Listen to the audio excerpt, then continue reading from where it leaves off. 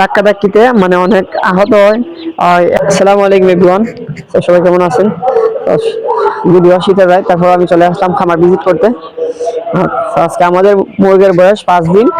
5 দিন আমরা কি কি মেডিসিন খাওয়াইলাম, এন্ড্রোসিন আসলো অলরেডি 2টা খাওয়ানো শেষ, এবং ইউরিনেক্স আসলো, ইউরিনেক্স এখনো নাই, দুঃখিত আমি আপনাদেরকে দেখাতে পারছি না। এখানে টাইবিন আছে, টাই গোল্ড আছে, দুটোই মানে একই ট্রিটমেন্ট। তো আমি টাই গোল্ড খাওয়াই। তো এখন আমরা চলে যাবো বাচ্চার কাছে। বাচ্চার কি পজিশন, বাচ্চার বয়স আজকে 5 দিন, 31 নাইটে উঠানো। তো কাজী রস গ্রেডের বাচ্চা, মাশাআল্লাহ অনেক সুন্দর। যদিও একটু শীত লাগতেছে, আমি বুটার গুলো একটু নামাই দেওয়া লাগবে, বাচ্চার পজিশন বুঝতে আমি একটু বুঝতে পারলাম।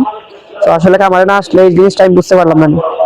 তো আমি সত্যি বুটার একটু একটু নামাই দেবো, বাচ্চাগুলোর যে ঠান্ডা লাগতেছে তা আমি অনুভব করতে পারতেছি। তো কিভাবে অনুভব করতে পারবো, এটা আমি একটু ইন্টারেস্টিং বিষয় হচ্ছে যে এই যে বাচ্চাগুলো একটার উপরে আরেকটা উঠতেছে, ফলে বাচ্চাগুলো নষ্ট হওয়ার সম্ভাবনা বেশি। একটা ধাক্কা ধাক্কিতে মানে অনেক আহত হয়, এবং গরমে গাইমিয়া সে ভিজে যায় এবং ঠান্ডা লেগে যায়, কারণ তার প্রবণতা অনেক বেশি বাড়ে। সেই কারণে আমি বুটারটা নামাই দেবো যাতে হিটটা একটু বেশি হয়।